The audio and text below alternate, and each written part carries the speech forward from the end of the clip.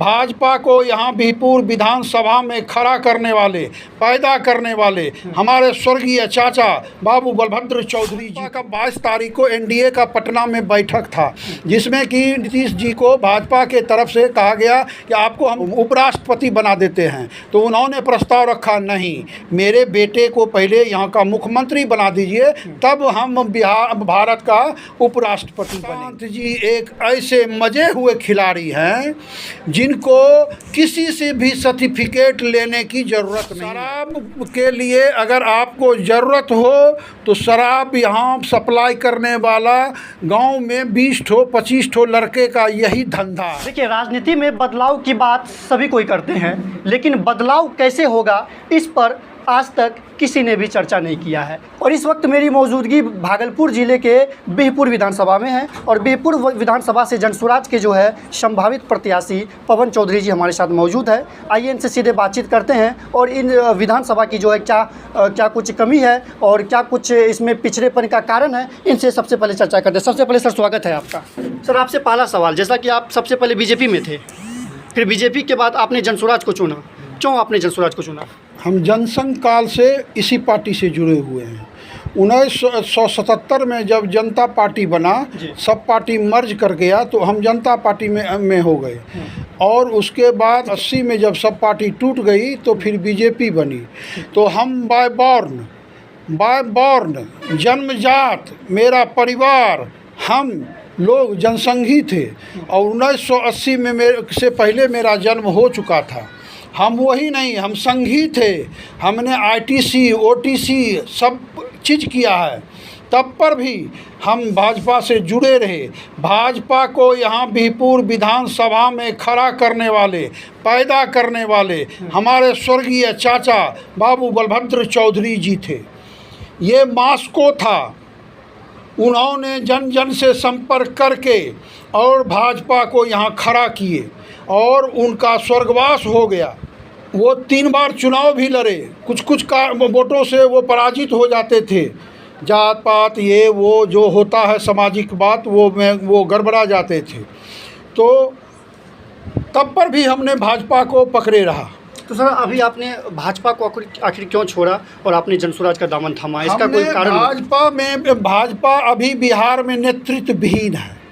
भाजपा में बिहार में कोई नेतृत्व नहीं है, और भाजपा ने जिन व्यक्ति के हाथ में अपना नेतृत्व दे रखा है उस व्यक्ति का हमको चाल चरित्र अब बढ़िया नहीं लगता है।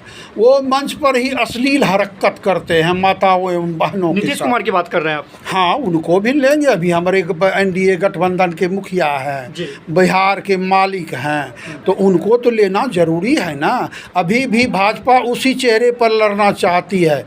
भाजपा का 22 तारीख को एनडीए का पटना में बैठक था, जिसमें कि नीतीश जी को भाजपा के तरफ से कहा गया उपराष्ट्रपति बना देते हैं। तो उन्होंने प्रस्ताव रखा, नहीं, मेरे बेटे को पहले यहाँ का मुख्यमंत्री बना दीजिए, तब हम भारत का उपराष्ट्रपति बनेंगे। सर बीहपुर विधानसभा के बारे में बात करेंगे।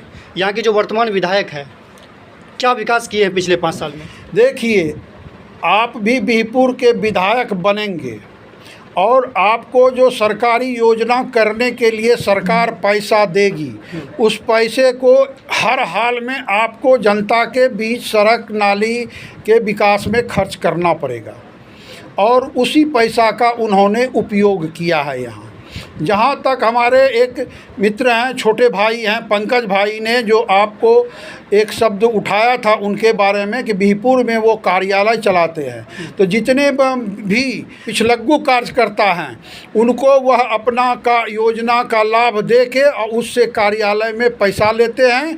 5% उससे लेते हैं और 15% अपने जेबी में। देखिए, आपके जनसभा में बहुत सारे मुस्लिम युवा भी आए थे, उनसे मैंने पब्लिक ओपिनियन में बात किया। उनका साफ साफ कहना है कि जो वर्तमान विधायक है वो भी जो है धार्मिक मतभेद रख रहे हैं।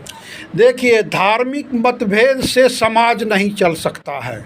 समाज में जब तक समरसता नहीं आएगा और समाज जाति पाति से जब तक नहीं ऊपर उठेगा, तो जो नेतृत्व करने वाले आदमी हैं उनको सिर्फ अपने कुर्सी का चिंता रहता है कि हमको एन के प्रकार किसी तरह कुर्सी मिल जाए, और उसके बाद जो सरकार योजना का लाभ देती है जनता को, उसमें कमीशन खोरी करते हैं। प्रशांत किशोर जी पलायन रोकने की बात कर रहे हैं, क्या लगता है जनसुराज आने के बाद सच में पलायन रुक पाएगा बिहार में? देखिए, अभी बिहार में जितना भी नेता हैं, मुख्यमंत्री है, उप मुख्यमंत्री है, या लालू जी का लड़का है, लालू जी हैं, सब लोगों ने सिर्फ कुर्सी की बात की।